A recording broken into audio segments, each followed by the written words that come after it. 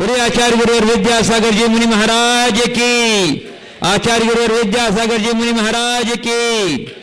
चित्रावरण के उपरांत इस भावना के साथ कि हमारे अंतःकरण का अंधकार दूर हो, दीप प्रज्वलन का कार्यक्रम संपन्न हो रहा है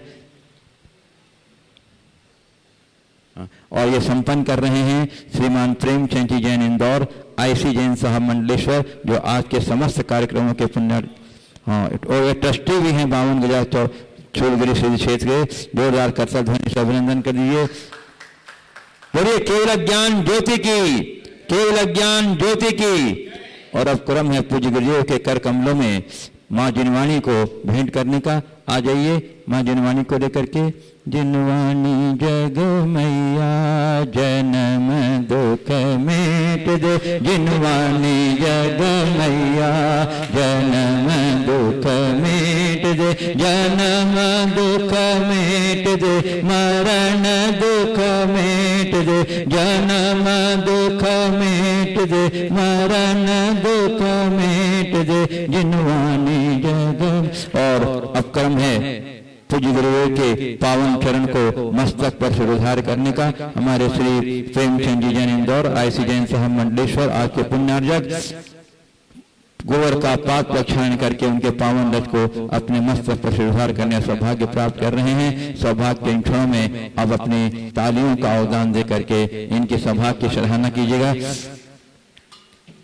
गुरु चरणों की रज पाकर हम हो गए आज निहार, गुरुवर तेरा बड़ा उपकार, गुरुवर तेरा बड़ा उपकार। और अब बंधुओं, जैसा कि आप लोग को विदित है कि आज वीर शासन जयंती महापर्व है। आज के दिन भगवान महावीर की प्रथम वाणी कही थी। इस उपलक्ष्य पर हम लोग सभी हाथ जोड़ करके मस्तक झुका करके पूज्य गुरुवर के चरणों में नमोस्तु निवेदन करते हुए आज की मंगलमयी देशना के लिए प्रार्थना करेंगे। बोलिएगा मेरे साथ, नमोस्तु गुरुदेव, नमोस्तु गुरुदेव, नमोस्तु गुरुदेव। हे गुरुवार अपनी मंगल में पीयूष वाणी से संबोधित कर हम लोग के साथ कहें। बोलिए परम से प्रमाण सागर जी मुनि महाराज की, से विराट सागर जी मुनि महाराज की।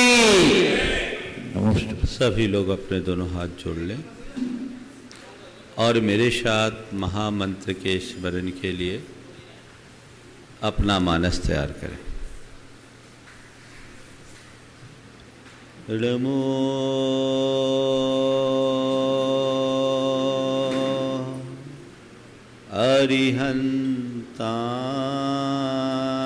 अरिहंताणं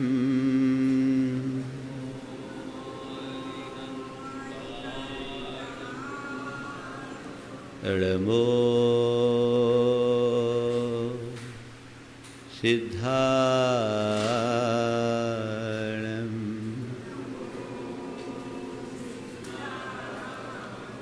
नमो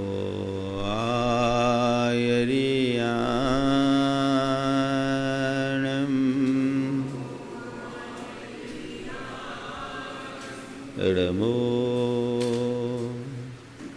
उवज्झायानं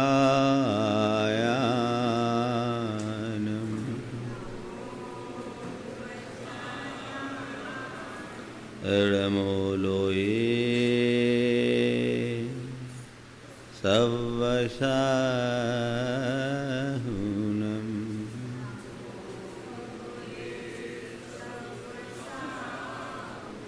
एसो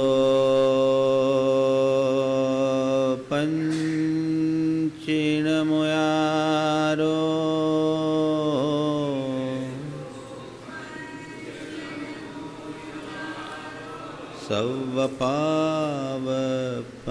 सवपावपनाशनो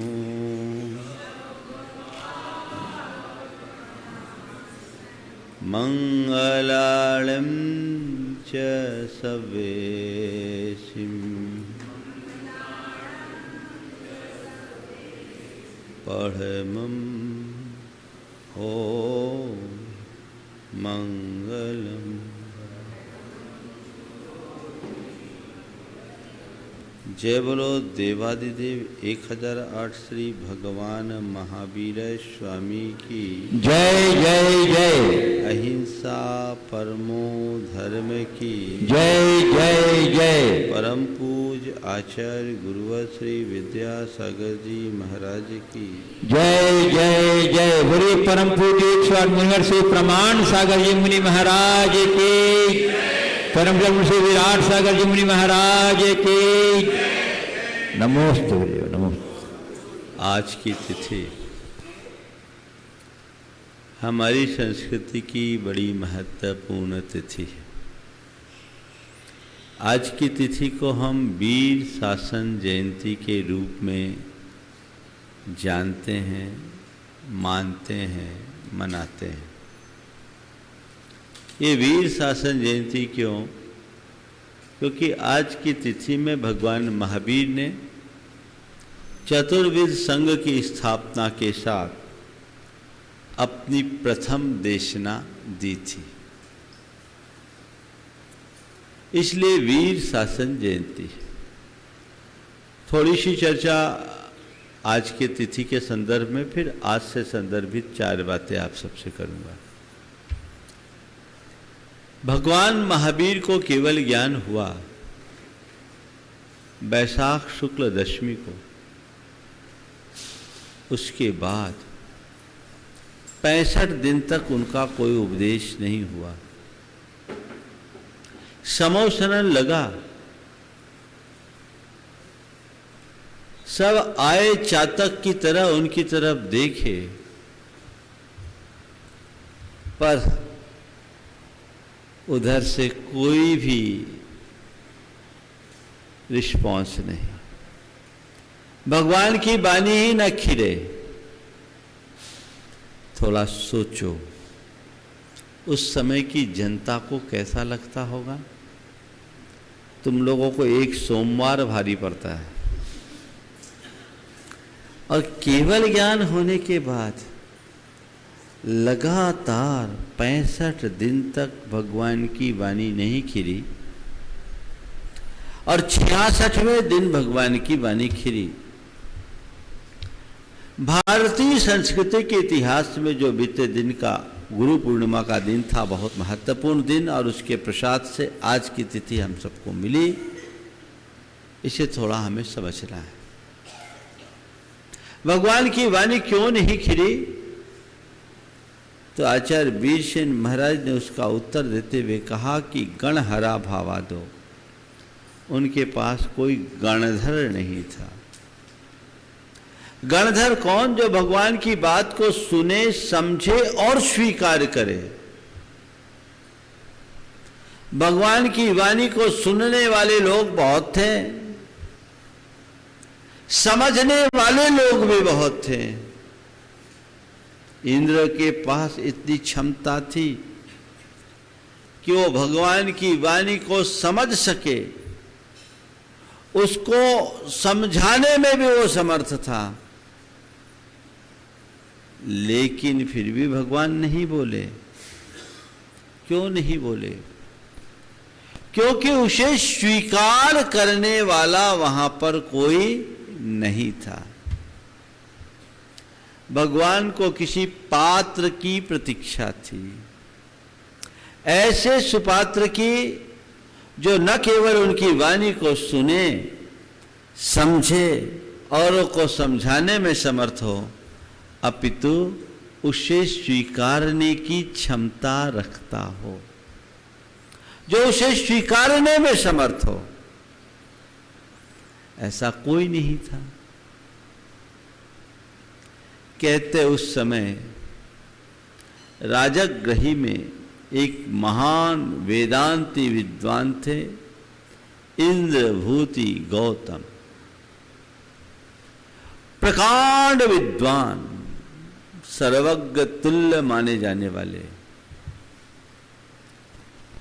इंद्र ने अपने ज्ञान से जाना और सोचा कि यदि ये व्यक्ति भगवान महावीर की शरण में चला जाए तो हमारा काम हो जाएगा।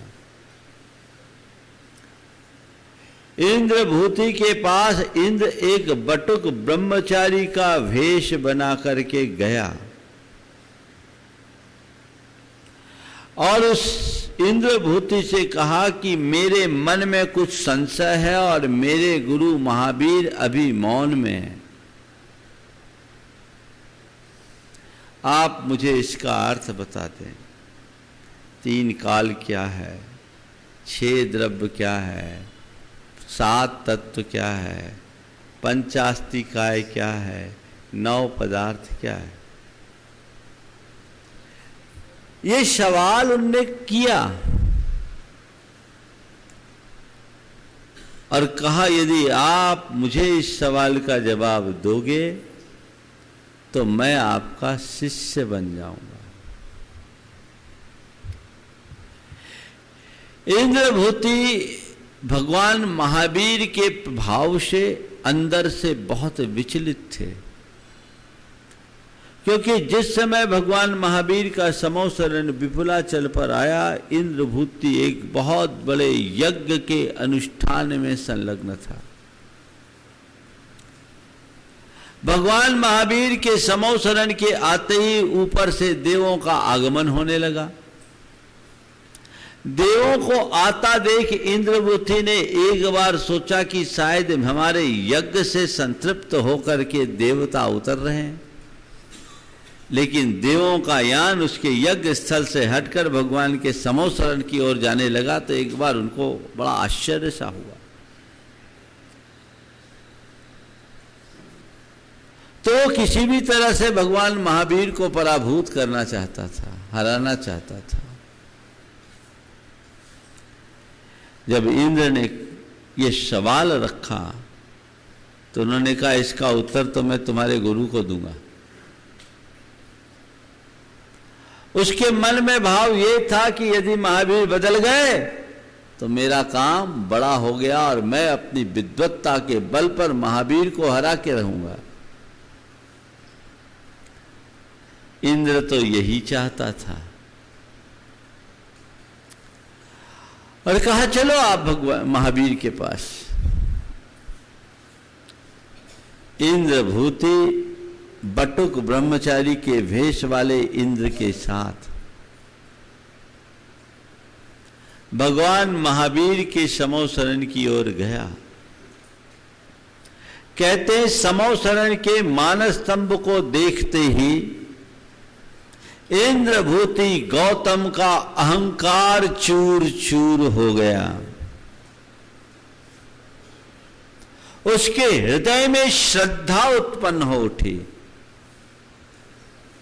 गया था भगवान महावीर को हराने के लिए, खुद अपने आप को भगवान के चरणों में अर्पित कर दिया।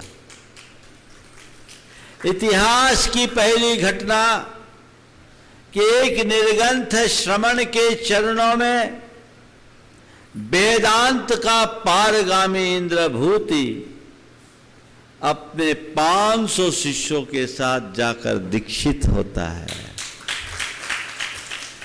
इंद्रभूति गौतम का तम दूर हो गया और भगवान महावीर का प्रधान शिष्य बनकर वो गणधर के पद पर प्रतिष्ठित हुए। इधर इंद्रभूति जब ऐसा किया तो उनके 2 भाई और थे, एक प्रयाग और एक काशी में रहते थे। एक का नाम था अग्निभूति। उसने सोचा कि ये माया जालिया महावीर हमारे भैया को गुमराह कर दिया है, मैं चलता हूं और उनसे शास्त्रार्थ करके पराभूत करूंगा और भैया को मुक्त करूंगा। अग्निभूति जब भगवान की शरण में गया तो उसका भी हृदय बदल गया, उसका अहंकार चूर चूर हो गया और वो अपने 300 शिष्यों के साथ भगवान महावीर का दूसरा गणधर बन गया। और फिर तीसरा था भाई वायुभूति जो काशी में रहता था। बोला 2 भाई चले गए, मैं देखता हूं, निपटता हूं। वो आया तो उसका भी वही हाल हुआ और वो अपने 250 शिष्यों के साथ भगवान महावीर की शरण में आ गए। तब जब भगवान की शरण में गणधर आए, मुनि बने, उसके बाद भगवान महावीर ने मुनि आर्य का श्रावक श्राविका रूप चतुर्विध संघ की स्थापना की, धर्म तीर्थ का प्रवर्तन किया, उनके माध्यम से द्वादशांग की रचना हुई। आज की तिथि को इसीलिए वीर शासन जयंती के रूप में जाना जाता है। ये इसके आज की तिथि का इतिहास है। ये मैं आप सबसे इसलिए कहना चाह रहा हूं कि इसकी जानकारी बच्चे बच्चे को होना चाहिए। भगवान महावीर का यह बड़ा क्रांतिकारी कदम था और इसकी हलचल पूरे देश में थी, बड़ी जबरदस्त हलचल थी। और उसके बाद भगवान महावीर की देशना हुई। आज 4 बातें मैं आप सबसे करूंगा देशना के संदर्भ में। भगवान महावीर की देशना को लगभग वीर निर्माण कौन सा चल रहा है अभी? हाँ, तो लगभग 2575 वर्ष हो गए भगवान महावीर की देशना खिले। 2545 वर्षों से हम लोग कितनी देशना सुनते आ रहे हैं। देशना तो रोज सुन रहे हैं, असर क्यों नहीं पड़ रहा है? पहला सवाल। सुनना,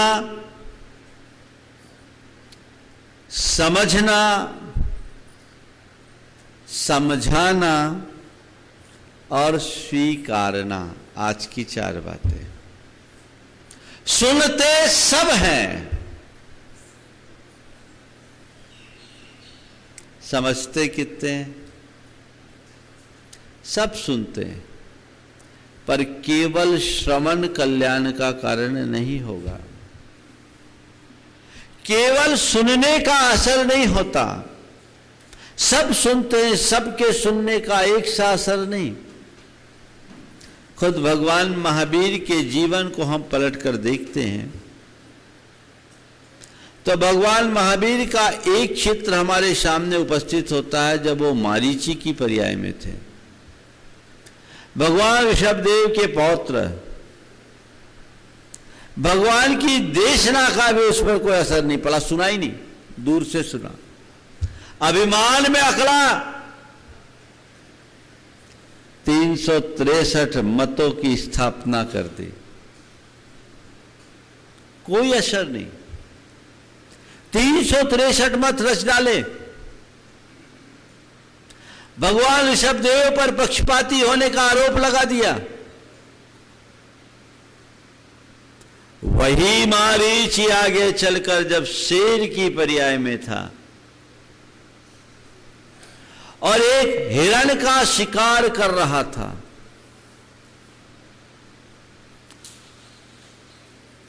अपने तीक्ष्ण पंजों से हिरण के शरीर को एकदम विदारित कर रहा था, फाड़ रहा था, चीर डाला था। रक्त की धार फूट रही थी, आंखों से अंगार झलक रहा था। उसी मध्य 2 मुनिराजों की दृष्टि उस पर पड़ी, अमित गुण और अमितंजय। उनकी दृष्टि उस पर पड़ी। वे एक ऊंचे टीले पर खड़े होकर के जोर जोर से बोलने लगे, हे मृगराज, तू किस हिंसा के कर्म में लगा है? तुझे तो अहिंसा का प्रवर्तक बनना है। मुक्त हो इस हिंसा और प्रतिहिंसा के दौर से। इसकी कोई आवश्यकता नहीं है।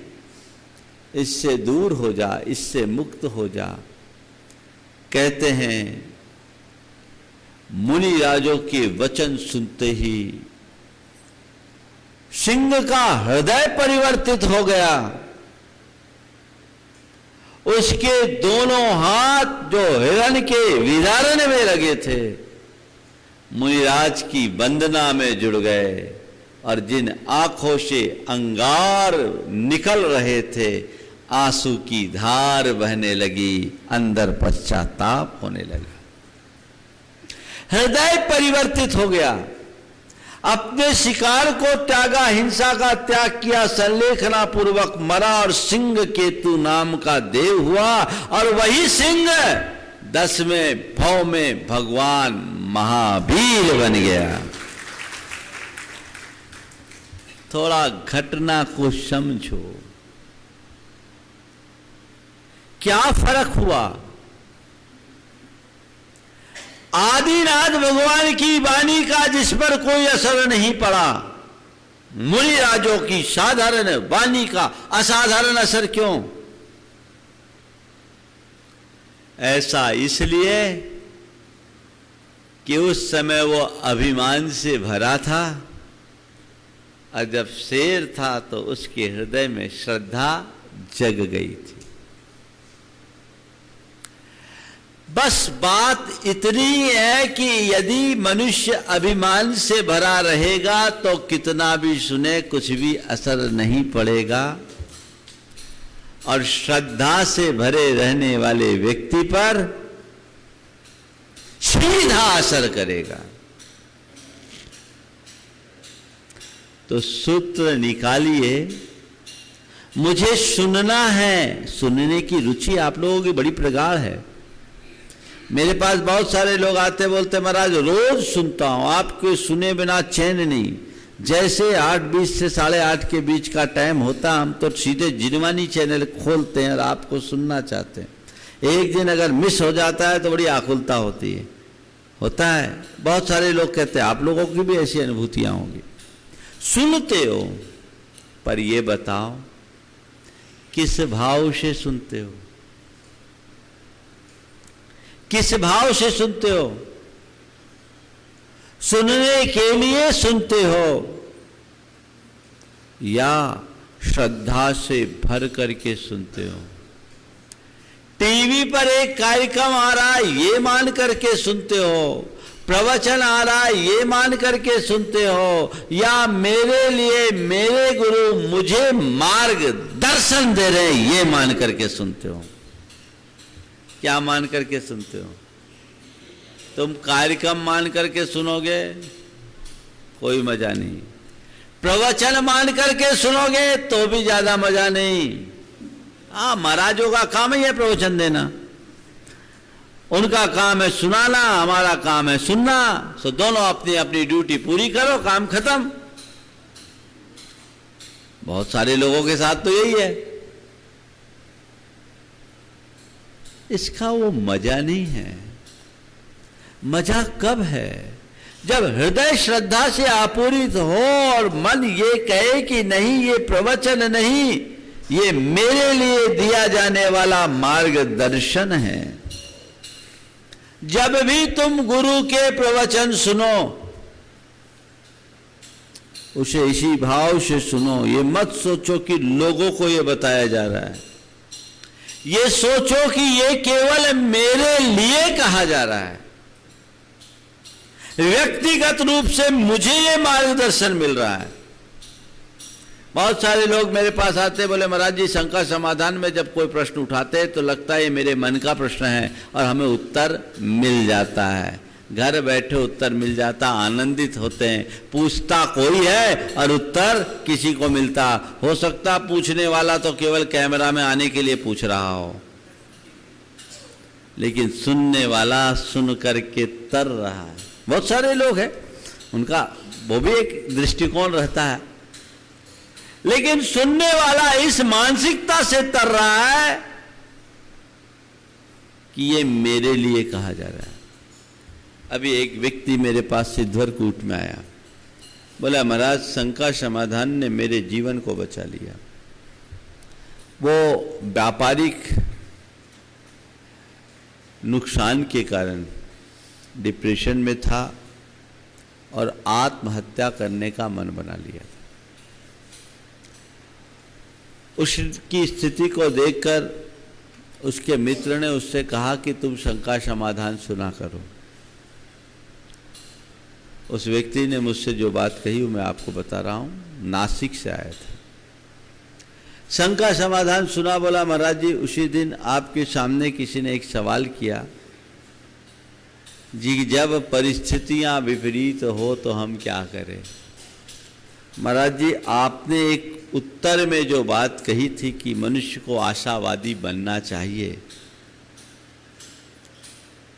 और परिस्थिति को भले न बदल पाए मनस्थिति को बदलना चाहिए। और आपने उस दिन आत्महत्या के विषय में कहा था कि आत्महत्या कोई सॉल्यूशन नहीं है। तो लगा कि जैसे आप मुझे ही उत्तर दे रहे हो, मुझे ही समझा रहे हो। महाराज उसी क्षण मेरी सोच बदल गई और मैंने तय कर लिया आप चाहे जो हो सबको फेस करूंगा, क्योंकि आपने एक वाक्य कहा था जो फ्रंट में हो उसे फेस करो। महाराज मेरे अंदर एक ताकत आ गई जो मैं अंदर से अपने आप को हारा हुआ मान बैठा था। मेरे अंदर संघर्ष करने की क्षमता विकसित हो गई। और महाराज जी इस घटना को 6 महीने हो गए। आज मेरी स्थिति काफी अनुकूल हो गई। मेरे जितने भी लेनदार थे सबसे मैंने अपनी स्थिति स्पष्ट कर दी कि भैया मेरी स्थिति ये है, मैं तुम सबका पाई देना चाहता हूँ लेकिन मेरे पास आज कुछ भी नहीं है। लोगों ने मुझे सपोर्ट किया और महाराज मैंने फिर से अपने काम को आगे बढ़ाया, क्योंकि मेरी गुडविल तो थी, लोग मुझे जानते थे, पर मैं ही लोगों से मुंह छिपाता था। मैंने सबको जब बुलाया तो सबने एक स्वर में कहा ठीक है भैया, तुम्हारे पास जब होगा तो देना, तुम्हारी पोजीशन हम जानते हैं, हम लोग तुमसे ब्याज भी नहीं लेंगे और मूल भी देना तो धीरे धीरे देना, क्योंकि हम जानते गलत पॉलिसी के कारण तुम्हें नुकसान हुआ पर तुम्हारी नीयत कभी गलत नहीं रही। महाराज मेरे एक मित्र ने मुझे उस स्थिति में 20 लाख रुपया भी दिया अपने कारोबार को स्टैंड करने के लिए, ऐसी स्थिति में जब लंबी देनदारी थी। और महाराज जी मैंने उससे अपना काम शुरू किया। आप सबके आशीर्वाद से अब मेरी दिनों दिन प्रगति है और आज की स्थिति जैसी बनी है, यदि ऐसी बनी तो मैं 1.5 से 2 साल में अपने सारे कर्जे से मुक्त हो जाऊंगा। महाराज ये ताकत मिली। यदि उस दिन मैंने आपको नहीं सुना होता तो शायद आज इस दुनिया में नहीं रहा होता। किसका प्रभाव? सुनने का। किसका प्रभाव पड़ा है? सुनने का या श्रद्धा से सुनने का? तुम लोग कैसे सुनते हो? तुम लोगों में कई तरह के लोग होते हैं। कई तो सुनते सुनते भी कंपेयर करना शुरू कर देते हैं, और कभी कभी कोई बात बोले तो लोग आजू बाजू वाले को देखते कि महाराज आज किसको टारगेट बना रहे हैं, या दिमाग में कुछ घूमने लगता है। इस अवधारणा के साथ सुनना बंद करो। आज चातुर्मास की देखी जाए तो पहली देशना है, 4 महीने गंगा बहेगी। अपनी मानसिकता अपनी भावधारा को उस तरीके से तैयार करो कि मैं सुनूंगा, श्रद्धा पूर्वक सुनूंगा, रुचि पूर्वक सुनूंगा। यह तुम्हारे भीतर बदलाव लाएगा। बहुत सारे लोग चाय भी पीते रहते और सुनते हैं। कई आदमी, एक ने तो बोला महाराज मैं आपके प्रवचन सुनता हूं उस समय मालिश करवाता हूं। मेरे मालिश कराने का टाइम और आपके प्रवचन का टाइम दोनों साथ साथ चलता है। समय के प्रबंधन को देखते हुए कोई ऐसा करे तो मैं उसे एकदम गलत तो नहीं करता, लेकिन थोड़ा देखो तो सही। तुम हमारे सामने मालिश करवाना पसंद करोगे? थोड़ा एडजस्टमेंट करो। महिलाएं चौका का काम करते हुए सुनती है, जिसको जैसी अनुकूलता बनती सुनते। नहीं सुनने की अपेक्षा ठीक है, लेकिन सबसे उत्तम बात तो ये है कि अपनी दिनचर्या को इस तरह मेंटेन करो कि उस समय केवल प्रवचन ही सुने, और काम करते समय प्रवचन सुन लो चलेगा, प्रवचन सुनते समय और काम करोगे बिल्कुल नहीं चलेगा। क्या बोल रहा हूं? और काम करते समय प्रवचन सुनोगे कदाचित चलेगा, लेकिन प्रवचन सुनते समय और काम करोगे तो बिल्कुल भी नहीं चलेगा। असर तब पड़ेगा जब हम उसी भावधारा के साथ सुनने का काम करें। वो हमारे जीवन में स्थायित्व लाएगा, परिवर्तन लाएगा, बदलाव घटित करेगा और तब उपलब्धि होगी। आप सोचिए, आप लोग सुनने को आते हो, क्यों आते हो? महाराज आपका प्रवचन बड़ा मजेदार लगता है इसलिए, आप बहुत अच्छा बोलते हो इसलिए, या महाराज हमारी थोड़ी धर्म में रुचि इसलिए। प्रवचन के प्रति आकर्षण होना अच्छी बात है, पर प्रवचन सुनकर जीवन को में आकर्षण पैदा करना और अच्छी बात है। जीवन को आकर्षक बनाने के लिए सुनो, जीवन को निखारने के लिए सुनो, तो उसका मजा है। सुनने मात्र को धर्म मत मानो, सुन करके धर्म करने के लिए सुनो।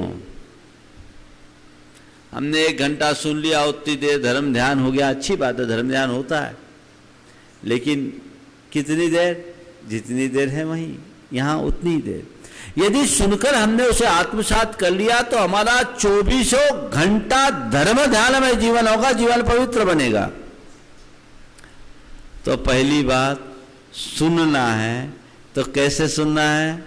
श्रद्धा से सुनना है। फिर दूसरे नंबर पर बात आती है समझने की। किसकी? समझने की। सुनकर समझो, समझना भी जरूरी है। श्रद्धा से सुनो और एकाग्रता से सुनो, तब समझोगे। कई लोग सुनते तो हैं पर समझते कुछ का कुछ है, कुछ का कुछ समझ लेते। एक बार एक जगह कथा हुई, कथा करने वाले जब अपनी कथा पूरी कर दिए, रामायण चल रही थी, कथा पूरी करने के बाद उसने पूछा, जो वहाँ का मुख्य जजमान था, कि महाराज बाकी सब तो आपने ठीक बता दिया, वो सीता का हिरण बन गया, उसके बाद क्या हुआ? क्या हुआ? सीता का हिरण हो गया, उसके बाद क्या हुआ? तो उस व्यास पीठ पर बैठे विद्वान ने अपना माथा ठोका, भैया सीता का हिरण नहीं हुआ, तेरी बुद्धि का ही हरण हो गया।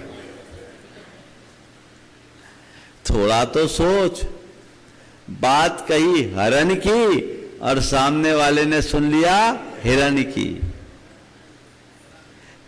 अगर आपके अंदर एकाग्रता न हो तो सुनने का कोई मजा आप नहीं ले सकते।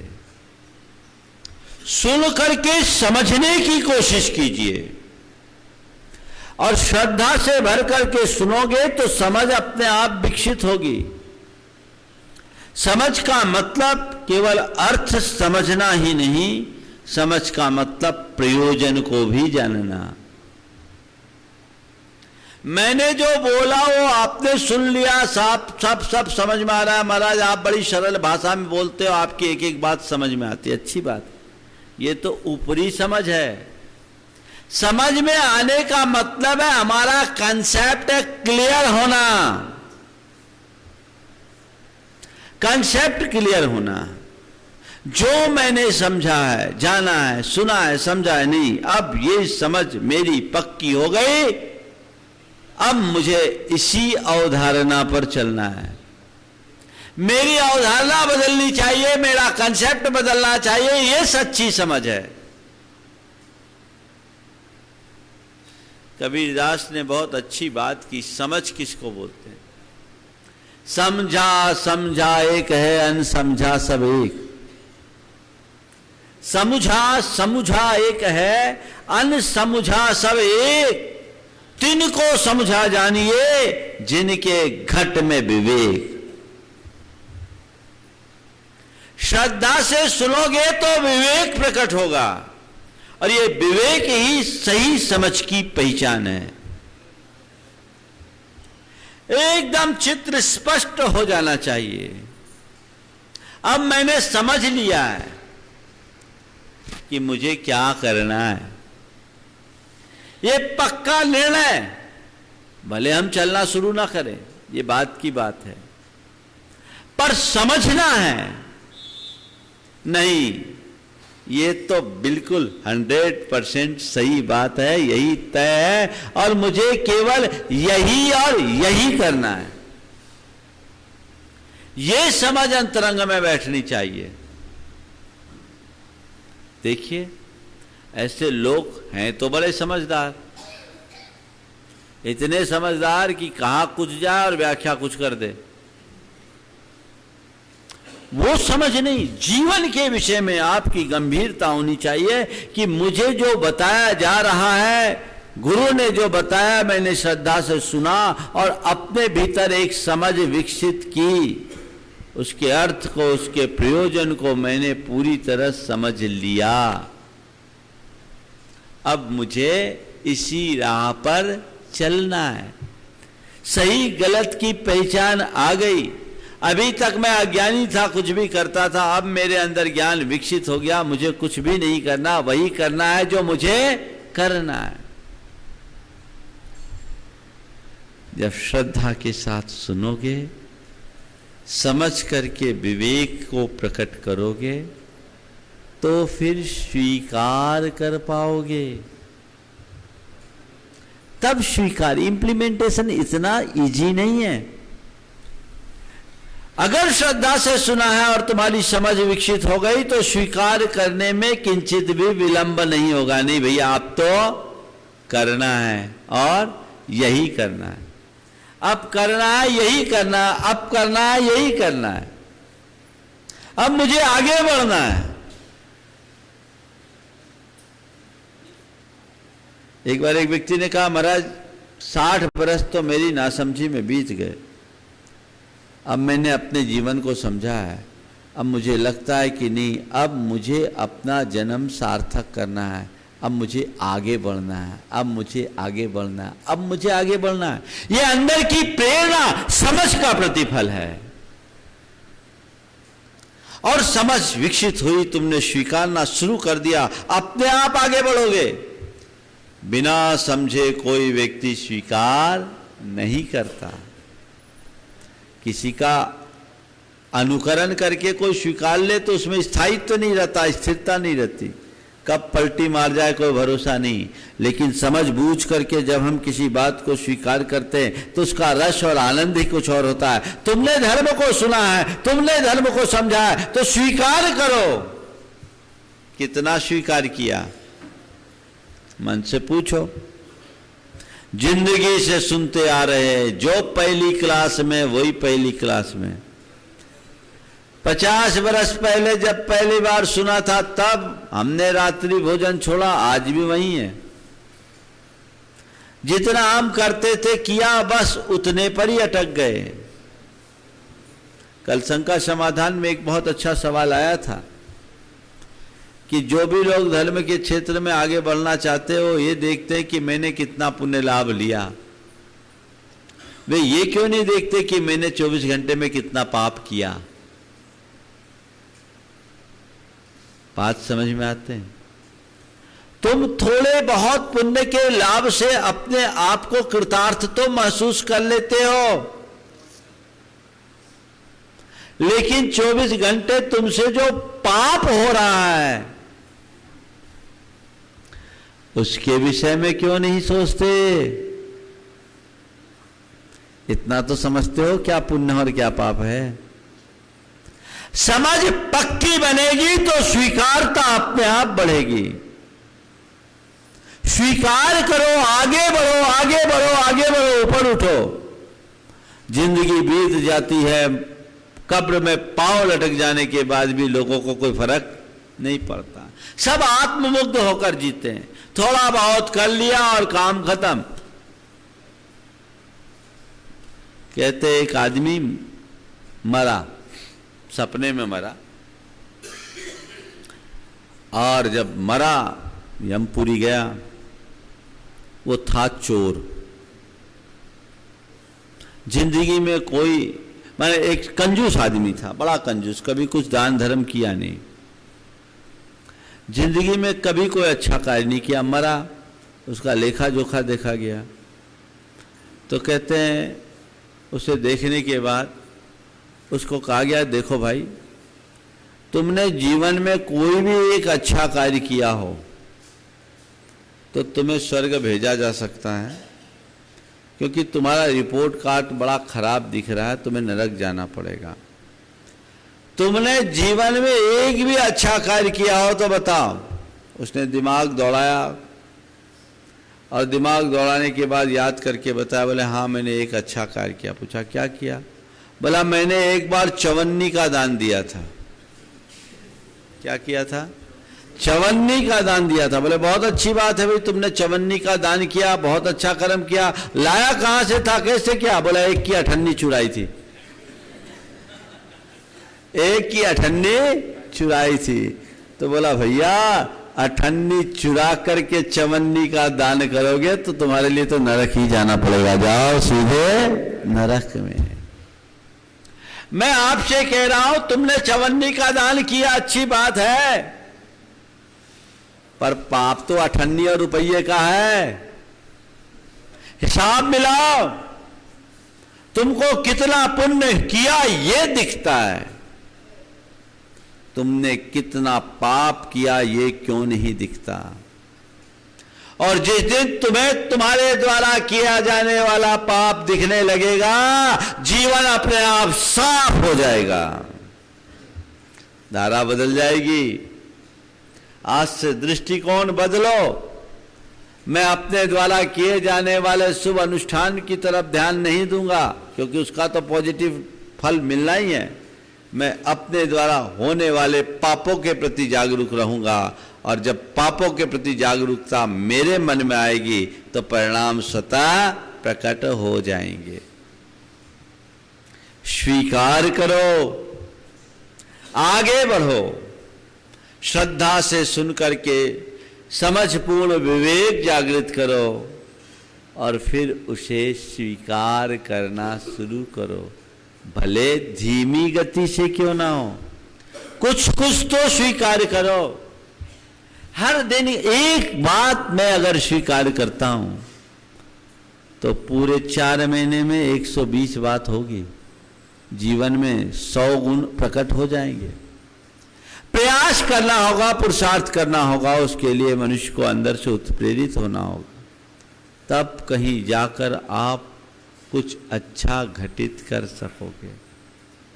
तो सुने, समझें, स्वीकार करें। 3 बातें हुई, सुनना, समझना, स्वीकारना। और स्वीकार करोगे तो सुधार होगी, सुधरना। सुधरना चाहते हो कि नहीं? हाँ चाहते हैं। कब? कब? अभी कि मरने के बाद? आज से स्वीकार करो, अभी सुधार शुरू होगा। स्वीकारते ही सुधार होता है। अगर अपने आप को सुधारना चाहते हो, अपना स्वयं सुधरना चाहते हो तो स्वीकार करो, रास्ता तो यही है। अब मलेरिया चढ़ा है तो कुनैन तो खानी पड़ेगी, दवाई तो लेनी पड़ेगी। बिना दवाई लिए मलेरिया तो जाने वाला नहीं, क्यों डॉक्टर साहब? दवाई तो लेनी होगी, तो दवाई लो, उसका सेवन करो, स्वीकार करोगे तो भीतर इफेक्ट होगा। धर्म की बातें जन्म जन्मांतरों से चढ़े हुए महाज्वर की औषधि है। तुमने सुना है, तुमने समझा है, अब आखिर की 2 कड़ी है, जितना जितना स्वीकार भाव उतना उतना सुधार। बहुत सारी चीजें तुमने स्वीकारी है, उतना सुधार तुम्हारे अंदर दिख भी रहा होगा, पर इस सुधार से संतुष्ट मत होना। जब तक मैंने अपने आप को पूरी तरह सुधारा नहीं, तब तक मुझे चैन से बैठना नहीं है। मुझे सुधरना है, और ये सुधरने का अवसर इसी पर्याय में, अन्यत्र नहीं है।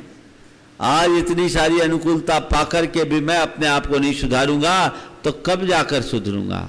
फिर तो मेरे पास कोई अवसर ही नहीं बचेगा।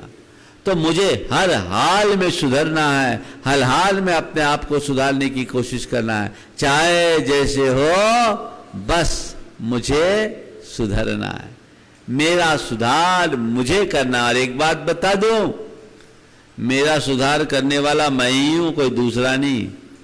कोई दूसरा किसी दूसरे को सुधार नहीं सकता। तो हमें सुधरना है, अपने लक्षण सुधारना है, ये मन में भाव जगा लो, बेड़ा पार होगा। तो आज वीर शासन जयंती के दिन 4 बातें मैंने आपसे की। सुनना, समझना, स्वीकारना और सुधरना। हमें सुधरना है, अपने आप को आगे बढ़ाना है। वे लोग बड़े भाग्यशाली हैं जिन्हें सुनने का अवसर मिलता है।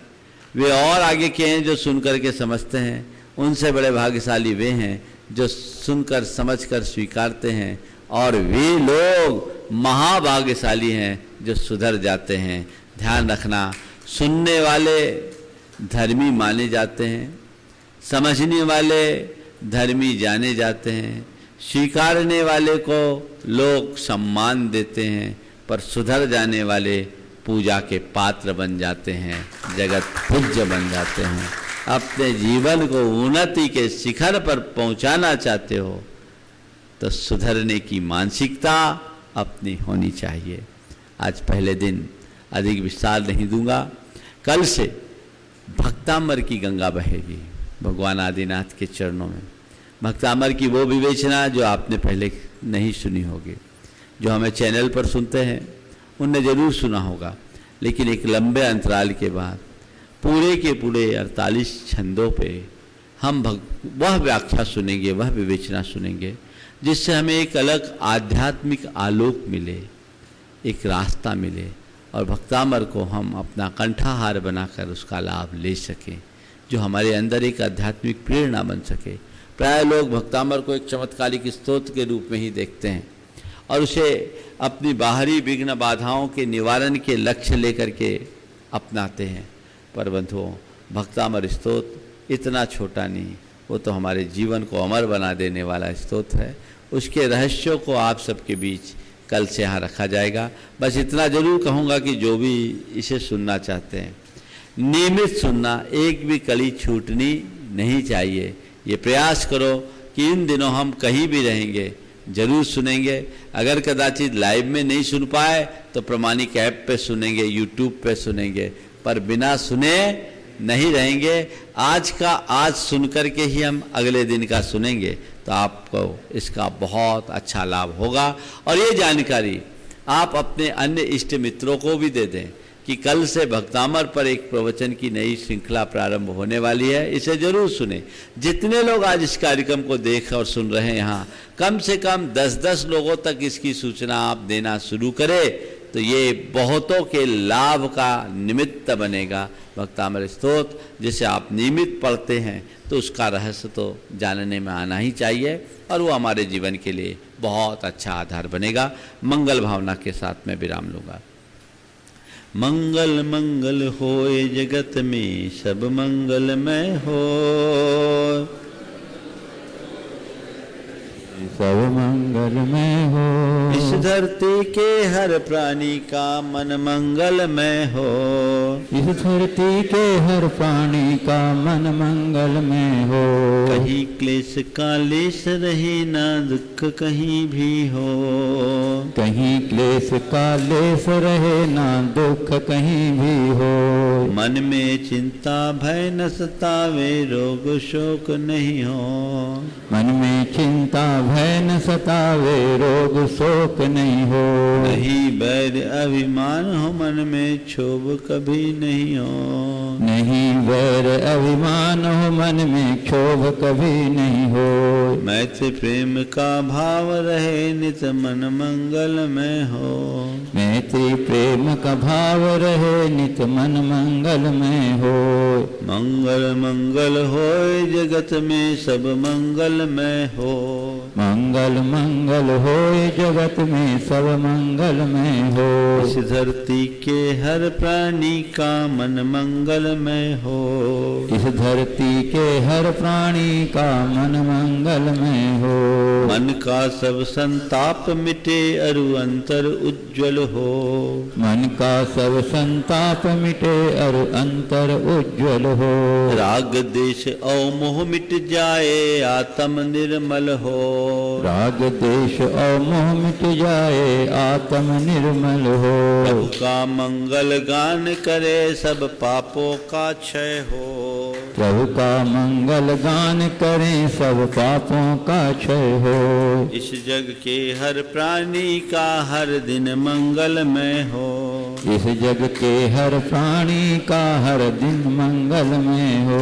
मंगल मंगल होए जगत में सब मंगलमय हो। मंगल मंगल हो जगत में सब मंगलमय हो।